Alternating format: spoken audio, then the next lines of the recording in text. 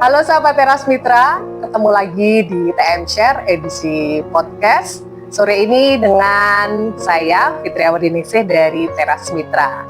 Dan tema kita kali ini kita akan membahas tentang kombucha, teh fermentasi yang menyehatkan.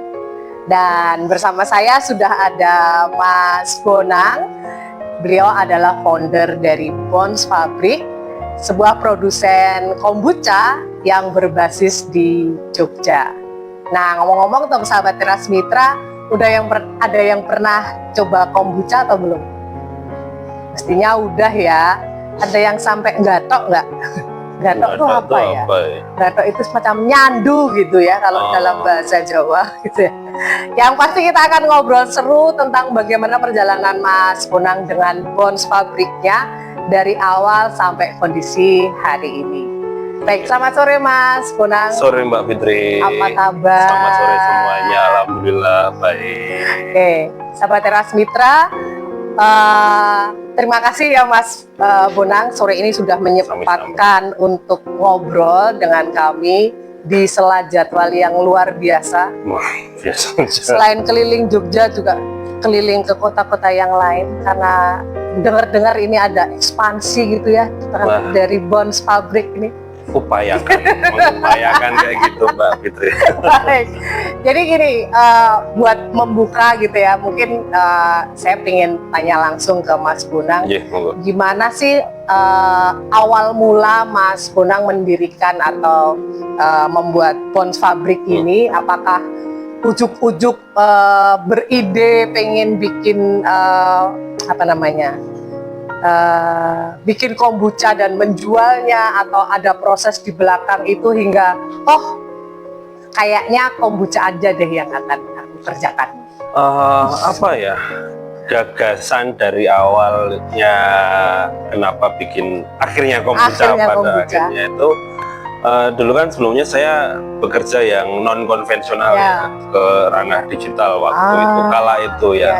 Masih di kala itu tuh tahun berapa Mas? Ya sebelum pandemi lah, 2016 2017 tuh mulai ada gagasan bahwa harus ada produk fisik yang bisa dipegang yang dijual konvensional. Old school lah, maksudnya cara lama banget ada barang, ada COGS HPP segini, margin segini, dan sesimpel itu.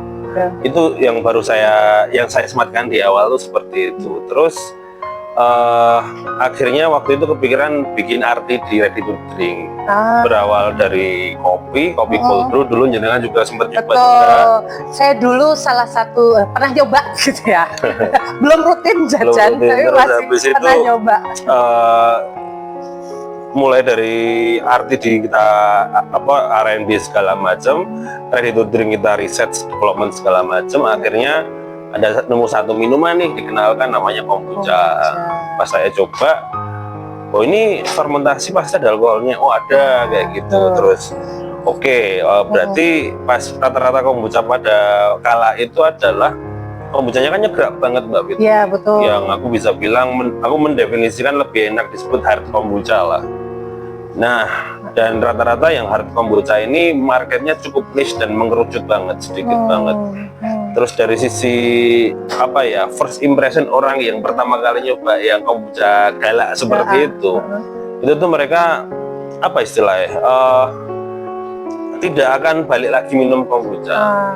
Jadi saya bersikukuh untuk riset lagi, bisa nggak sih kombucha dibikin easy to drink seperti itu, kurang lebih. Bisa nggak sih kombucha semua orang nyoba tuh udah suka ketelan dulu koluse lah orang Jawa bilang kayak gitu, dan nggak kapok gitu. Bisa nggak sih? Akhirnya saya mencoba untuk, bisa dibilang kalau ngomongin banyak pro kontra pada akhirnya dengan style soft kombucha seperti ini. Ini kurang matang, ini kurang galak, ini kurang gini.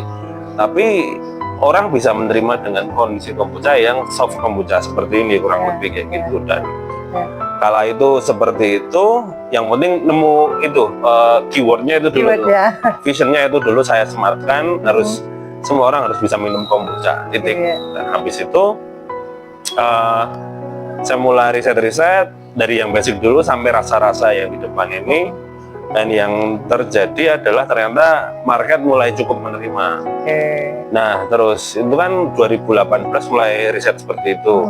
Ya pro kontra pastilah, ada R&D, ada yang gagal segala macam pasti kayak gitu. Terus 2019 tengah itu saya mulai desain jenama brand Bonds ini. Nggak ada ide sebenarnya kasih nama apa, Bonds saja lucu. Waduh, selfish banget kan, cukup narsisem banget gitu. Terus habis itu beberapa teman nyaranin Bonds aja deh. Saya terus tadi mulai minta tolong kakak saya yang desainer untuk ngedesain logo Bonds. Pokoknya harus ini dengan vibes nuansa seperti ini kayak gitu. Terus habis itu 2019 udah jadi, tinggal milih ini mau tanggal berapa launchingnya kayak gitu.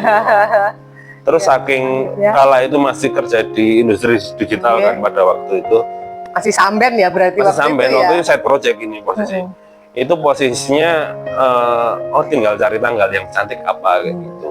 Saking malesnya jadi side project ya pada akhirnya itu tuh tanggal cantiknya berapa ya, biar gampang aja deh, 1 Januari 2020 aku launching di tanggal itu biar apa ya, ingatnya gampang, udah cukup titik gitu.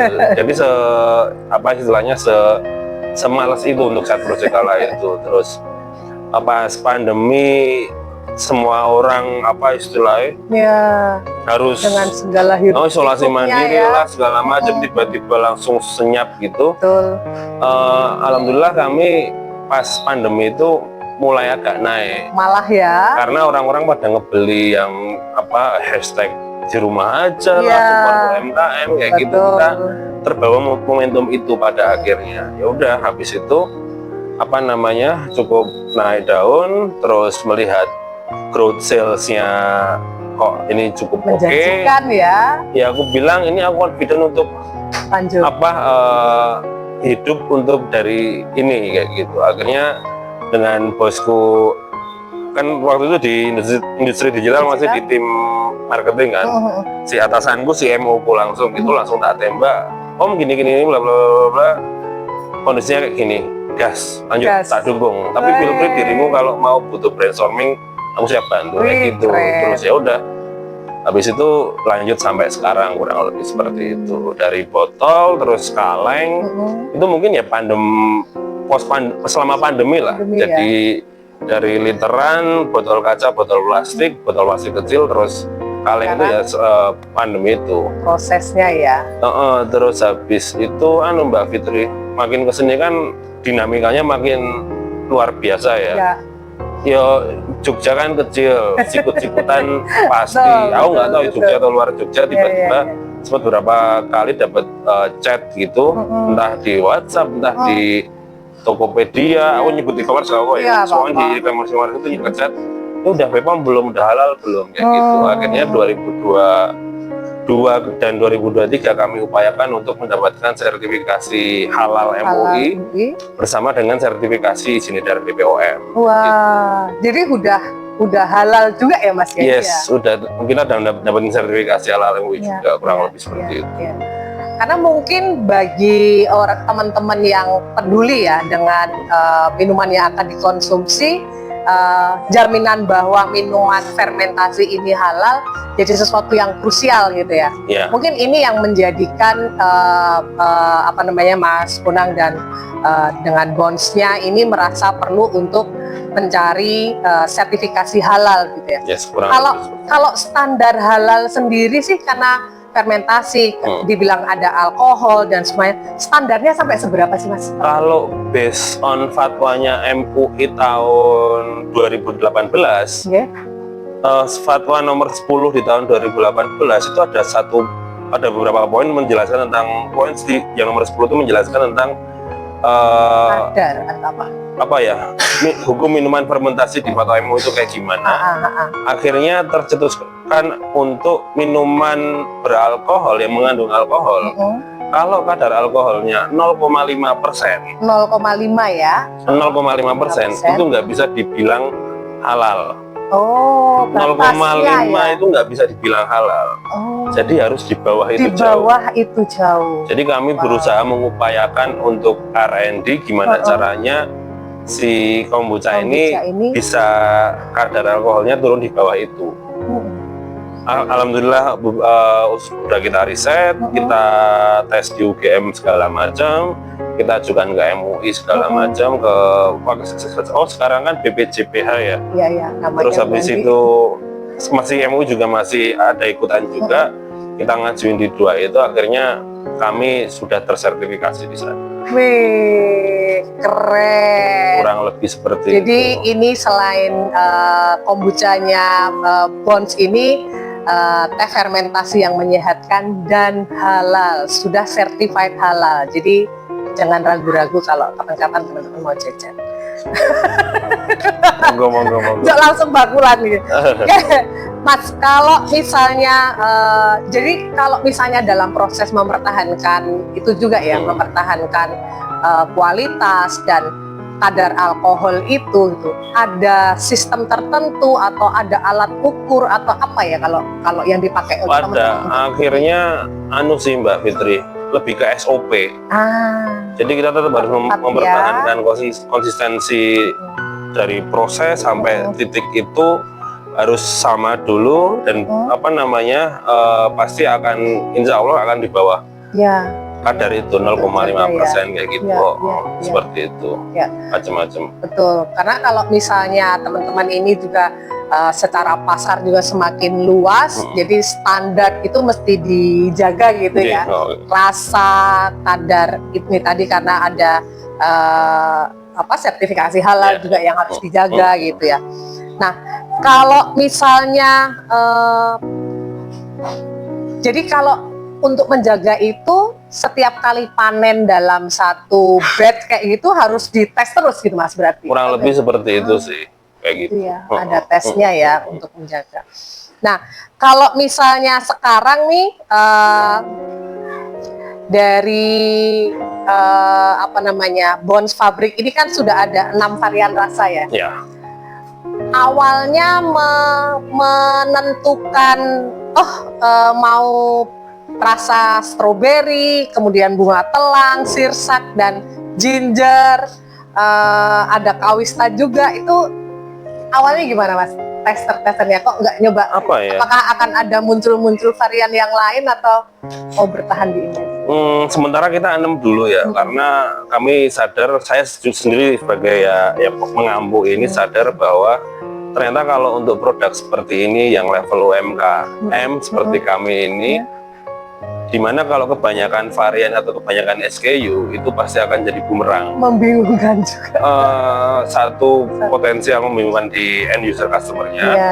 Kedua, ada kemungkinan misalkan kita tiba-tiba sabrek di awal banyak, tiba-tiba ada 50 SKU, 50 varian gitu, pasti kan nanti ada yang slow moving, ada yang fast moving kan. Yang slow moving ini kan nanti pasti akan PR di masalah raw material yang masih stok opnam segala macam. Jadi kami memitigasi, menghindari perihal itu sebenarnya harus di 6 dulu. Tapi kalau dari awal, kenapa kita memilih 6? Yang pasti kita mengutamakan untuk mencari material, raw material lokal. Kalau bisa lokal dulu.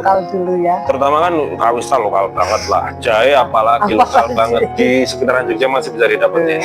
Sirsat apalagi. Sirsat itu buah yang bisa dibilang sangat tidak musiman, mesti ada terus kayak gitu. Stroberi apalagi dari Jawa Barat datang ke Jogja juga banyak banget.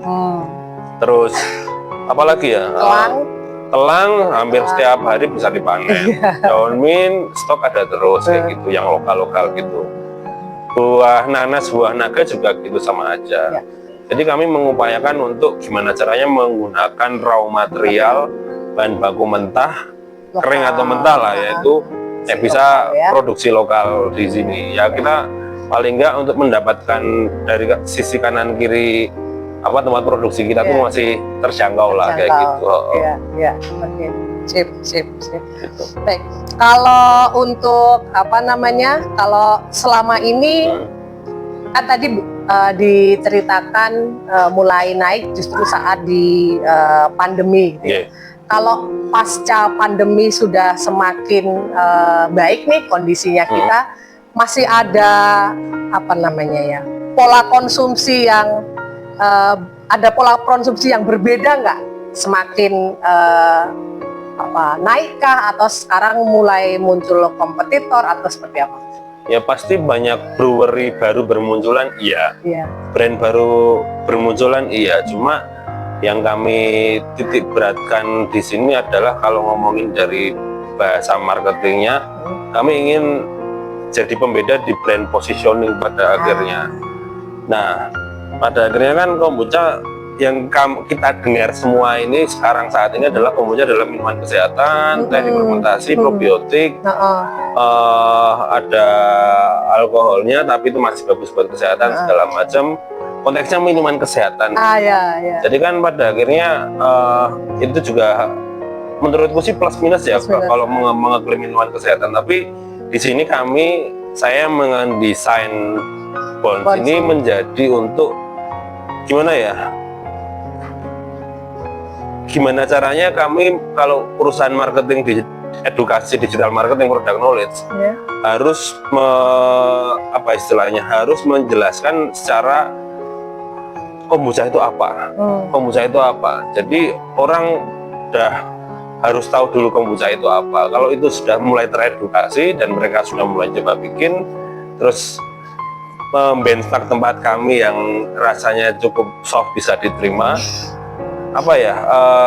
mencoba untuk keyword secara benang merahnya gini.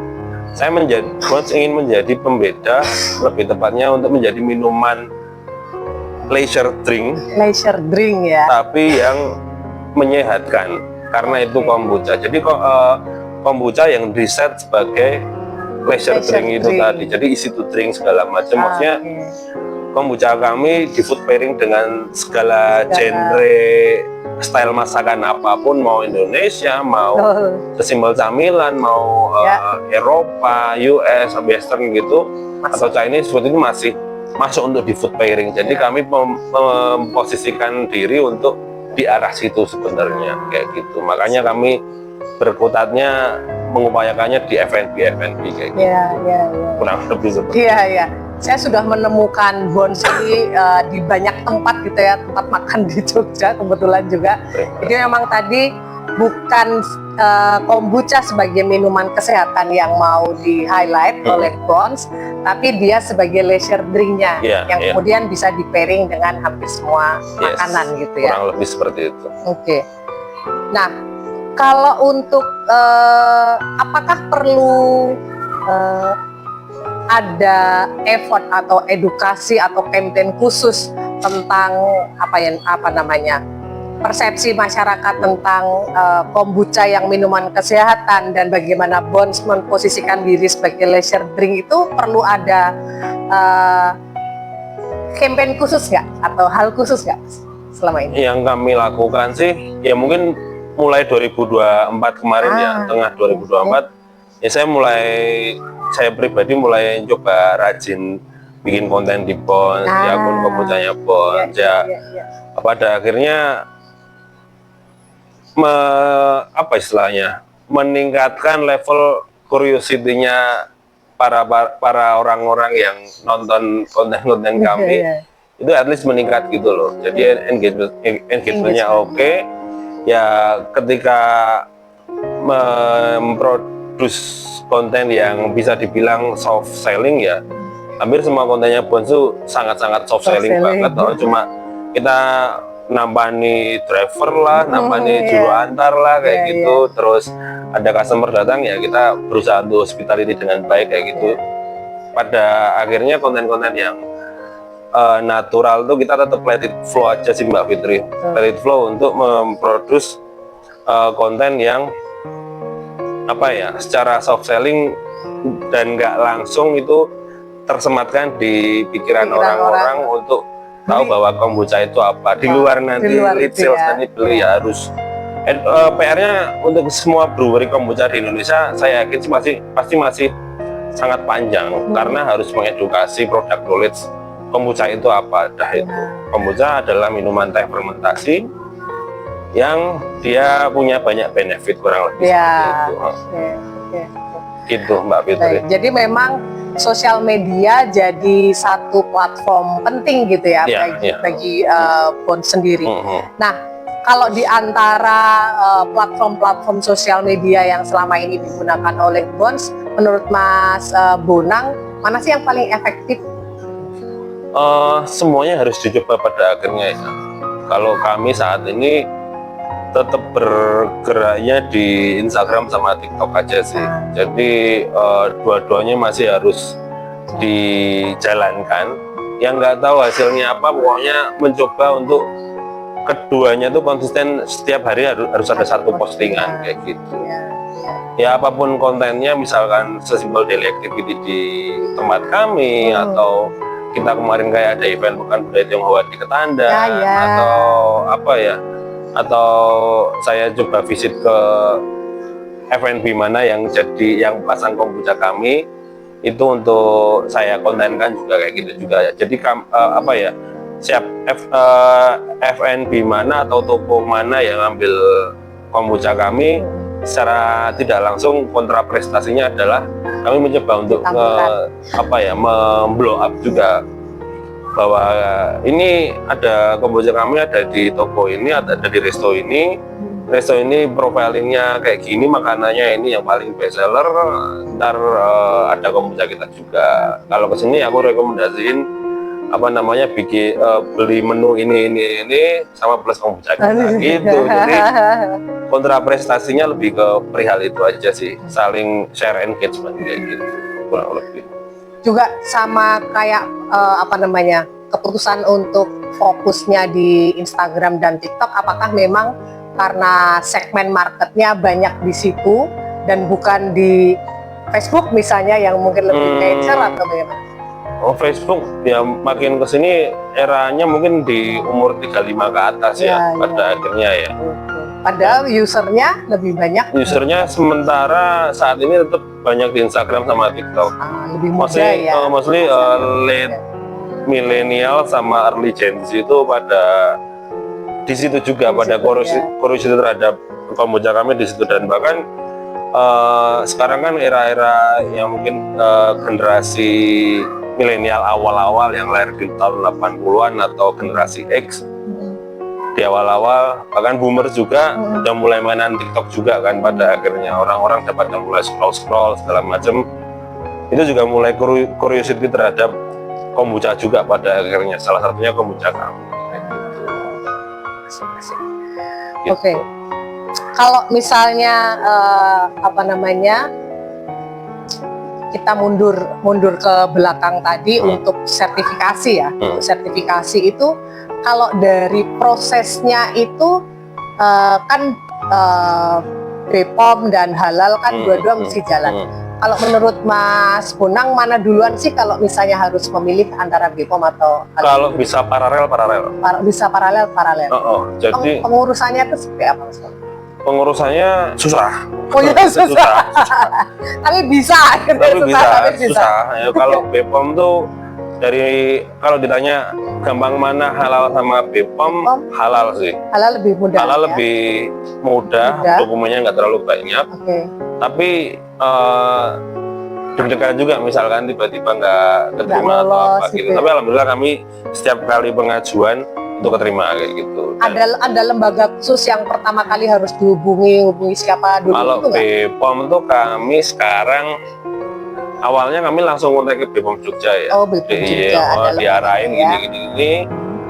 Pas kami mau berniat untuk melakukan sertifikasi, mereka, Mas jangan kita visit dulu. Iya. Jadi biar saling, bahasa kasarnya biar saling lempar-lemparan serangan bola gitu. Iya. Kalau kita lebih aktif, mereka lebih seneng ngebantu kita. Jadi ketika mereka lebih seneng ngebantu kita, insya Allah mereka juga nge-provide kita juga oke banget kayak gitu. Lah, kurang lebih gitu Mbak Fitri. Keren. Dan apakah kemudian ada perbedaan signifikan antara setelah atau sebelum bonds ada sertifikasi ini dan setelah itu ada perbedaan nggak Mas untuk respon konsumen atau respon konsumen pasti, tapi kita lebih leluasa untuk jualan karena udah ada perihal dua itu gitu loh. ya. Apalagi kalau saya mencoba untuk jualan di luar kota Jakarta contoh gitu, ke toko ini atau ke resto ini atau ke coffee shop ini, ke F&B ini gitu, kita sudah sertifikasi ini testernya kayak gini ya, take it or leave it kayak gitu. Dan mostly sih rejection pasti ya, tapi satu sisi yang nolak juga, yang nerima juga banyak juga kayak gitu. Kurang lebih kayak gitu Mbak Fitri. Jadi effort untuk untuk mendapatkan dua sertifikasi ini juga susah, tadi dibilang berat gitu ya. Tapi worth ya dengan pasca dapatnya ya. Mengupayakan itu tuh sangat-sangat direkomendasikan sekali, walaupun pusing di awal pasti, tapi terbayarkan lah. Bisa lebih luas produk kita mau kemana-mana, kurang lebih kayak gitu. Iya. Jadi kayak mempersenjatai diri gitu ya, sebelum maju ke medan perang gitu ya. Upgrade skin dulu kalau anak game kayak gitu. Oke. Nah, kalau untuk Bonds sendiri, untuk teman-teman atau yang terlibat di Bonds itu ada berapa orang sekarang? Sama saya sekarang ada 6. Itu sampai diproduksi segala? Iya. Wow. Jadi produksi 6 atau 7 ya, pokoknya plus casual itu belum sama casual ya. 2 produksi yang inti, terus ada saya yang buka-buka pintu, terus nanti ada yang sales eksekutif juga yang ngebantu nge-maintain para existing klien ini, sama accounting, finance kayak gitu, kurang lebih gitu. Kalau nah yang teman-teman bekerja ini apakah masih teman-teman daerah sini atau ada teman yang jauh atau seperti apa? Ada yang masih daerah sini, ada yang kita open hire gitu, buka loker juga ada yang kita interview dari luar juga kayak gitu, asalkan masih satu visi biasanya lanjut kok kayak gitu. Oke. Nah kalau untuk pasarnya sendiri, kalau untuk yang selain Jogja udah nembus kemana aja? Mostly beberapa kota di Pulau Jawa udah ya. Jabodetabek, Oh. Bandung, Malang, Semarang, Solo, daerah-daerah kabupaten Jawa Tengah kayak Brebes, Cilacap, Kudus, Demak kayaknya ini baru masuk, terus Sidoarjo, Pasuruan ada juga. Udah ekspansi Pantura. Ya lumayan lah. Terus mana lagi, kemarin ada yang Ponorogo juga tanya, ada yang Cirebon juga tanya gitu-gitu. Dan kota level 1, level 2 udah mulai ngelirik pada akhirnya, dan Bali juga ada beberapa kayak gitu ceritanya. Kalau sudah bisa melayani beberapa atau banyak kota ya, kalau bisa dihitung, kapasitas produksinya tuh sampai berapa kaleng per bulan? Lumayan lah, masih kita saat ini di taraf heavy problem, tapi lagi kita ngupayakin untuk efisiensi produksi biar bisa lebih banyak lagi gimana, kurang lebih seperti itu. Wow. Sama satu lagi sih, cari ekspedisi yang support frozen. Gitu kan udah mulai banyak tuh kayak gitu. Nah, kita memanfaatkan perihal itu sih Mbak Fitri, kurang lebih gitu. Sistem kerjasamanya sebenarnya sih kita kebanyakan dibeli putus ya, konsignment juga ada. Cuma kalau ngomongin di luar sistem kerjasamanya gimana, saya pribadi sih mindset yang harus kita sematkan di pikiran itu adalah kita harus memperkaya siapa yang ngejual produk kita kayak gitu. Jadi misalkan dia produk kita set harga eceran tertingginya segini, dia marginnya tebel apa enggak, itu biasanya mereka mau. Jadi kita lebih memaintain perihal itu aja sih. Kamu ngambil produkku segini, margin kamu ngejual segini, margin kamu segini loh, masa kamu nggak mau ngejualin? Aku pada akhirnya seperti itu sih.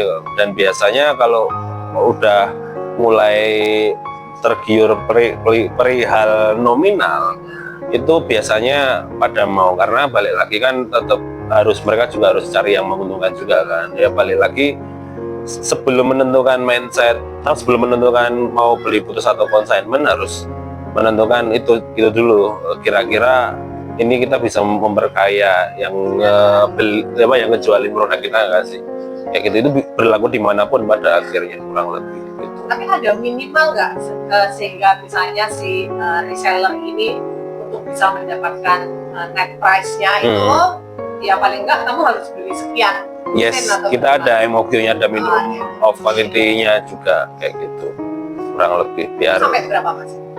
Ya lumayan lah, masih bisa dijangkau sama mereka sih, nggak banyak-banyak banget gitu. Sip.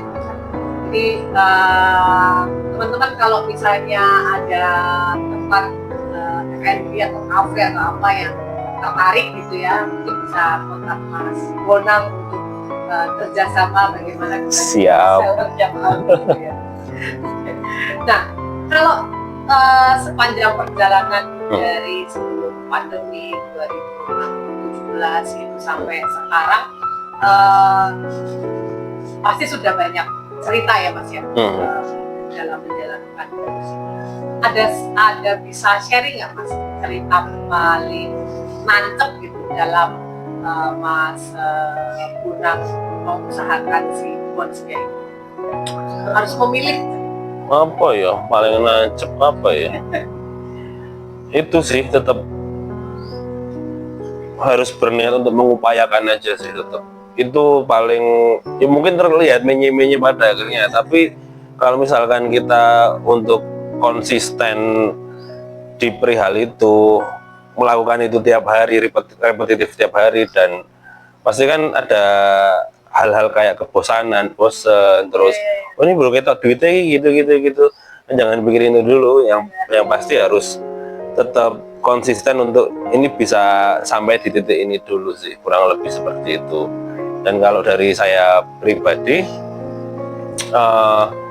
cerita yang paling nancep banyak banget sebenarnya ya, nggak bisa, yang plus minus banyak juga kayak gitu, tapi cukup terbantukan, banyak teman-teman yang membantu lah pada akhirnya lah. Di Jakarta di mana gitu tuh, ketika saya mencoba untuk approach produk saya ini, ya kalau misalkan ada yang tertarik, mereka bakalan apa istilahnya word of mouth, ketok tular. Itu lebih powerful, the best marketing yang paling oke itu saat ini menurutku, dan old school banget. Iya, betul. Tetap word of mouth sih, ketok tular itu tadi sih. Di luar kita mengupayakan untuk di sosial media segala macam atau internet gitu-gitu sih, kurang lebih. Masuk sosial media itu dalam bisnis sekarang jadi sebuah farduan. Ya, mungkin bisa iya, bisa enggak sih. Tapi ketika emang bagusnya sih dua-duanya harus di-maintain kayak gitu. Nah, kalau melihat produksi, mungkin kalau meskipun produksinya juga sudah semakin besar gitu ya, tapi apakah juga di Bonds ini open untuk misalnya ada teman-teman yang ingin belajar ke sini, misalnya ada kelompok-kelompok komunitas gitu ya yang ingin belajar, misalnya mereka saat ini sudah memulai bisnis kombucha gitu ya, tapi masih banyak apa misalnya challenge, tidak konsistenan atau apa, ingin belajar atau ngobrol, itu bisa nggak sih? Aduh, saya tuh bukan tipikal yang bisa ngajar sebenarnya. Sadar diri bahwa weakness saya sendiri, saya nggak bisa jadi pengajar yang baik pada akhirnya. Karena balik lagi kan, orang yang ada passionate dia ngajar, bla bla bla bla bla bla, ada yang dia dan dia sebagai eksekutor aja, praktisi aja, pun ngajar sepertinya pasti akan ada diberi informasi yang kurang pas pemilihan kosakatanya. Kalau diomongin agak ke aku ya juga sih, saya sebenarnya ya nggak cocok jadi pengajar ya.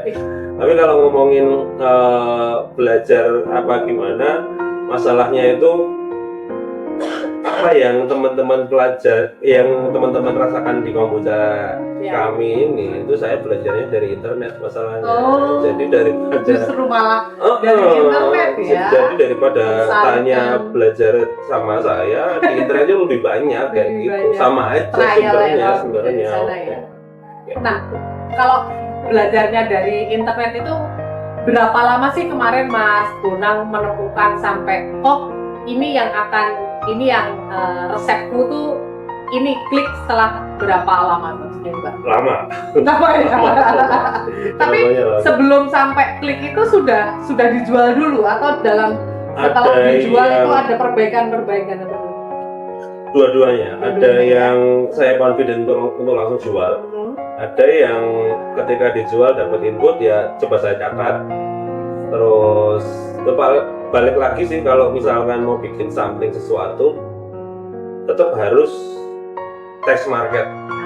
Jadi test market yang paling baik adalah cari korespondensi, kenalan teman-teman dulu yang kita tahu bahwa tesnya dia cukup high end, high class.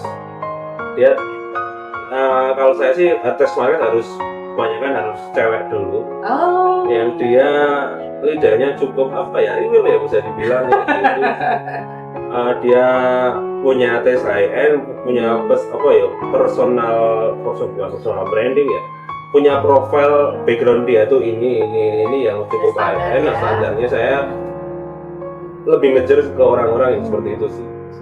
Cobain, ini coba mau dicoba, aku butuh inputmu.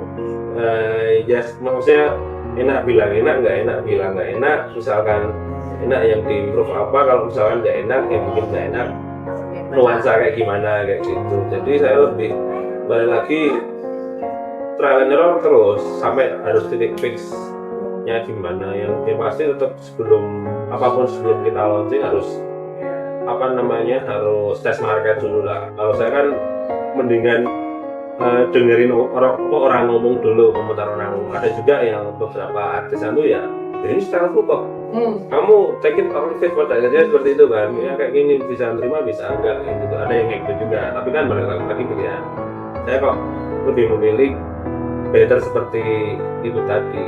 Jadi kalau misalkan kombuchanya taste-nya market banget, iya saya memilih ke arah itu seperti itu.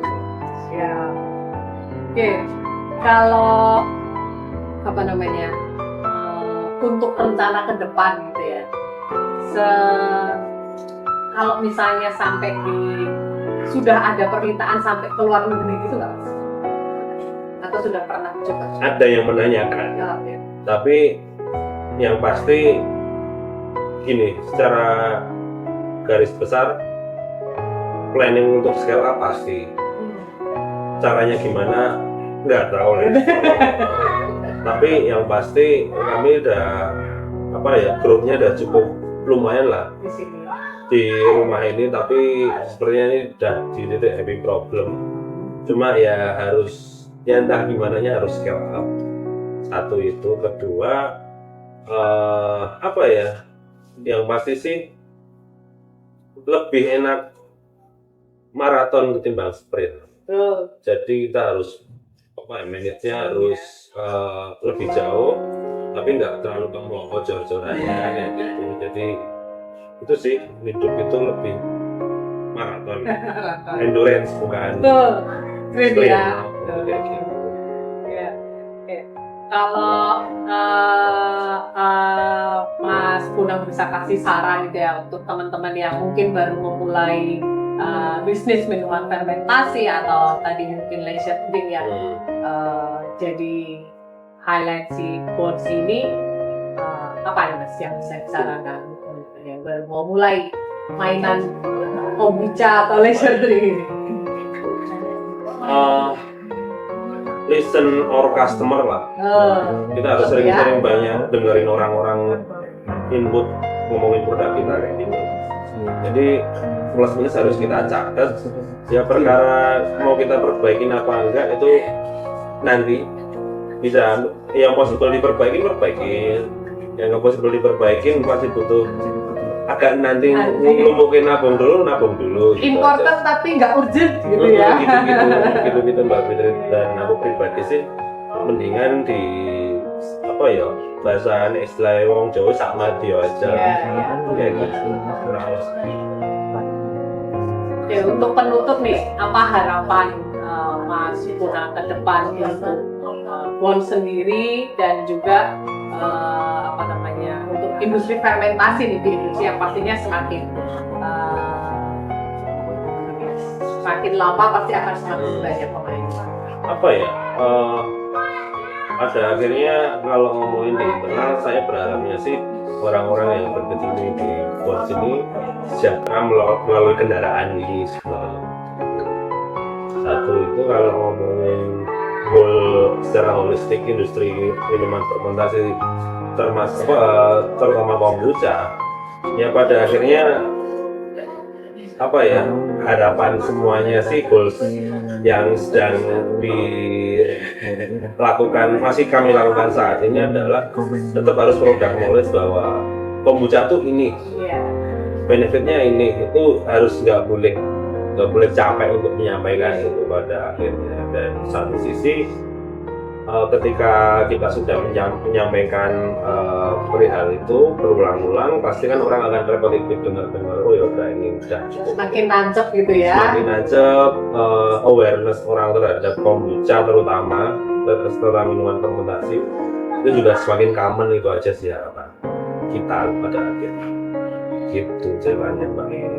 Terima kasih banyak Mas Bonar untuk obrolan seru di sore yang kebetulan nggak hujan di Jogja hari ini, dilalah dengan ren.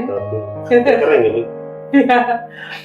Jadi demikian TM Share seri podcast dengan Mas Bonar Sitoaji dari Bons Pabrik, teh fermentasi sebagai leisure drink. Sampai jumpa di TM Share podcast selanjutnya.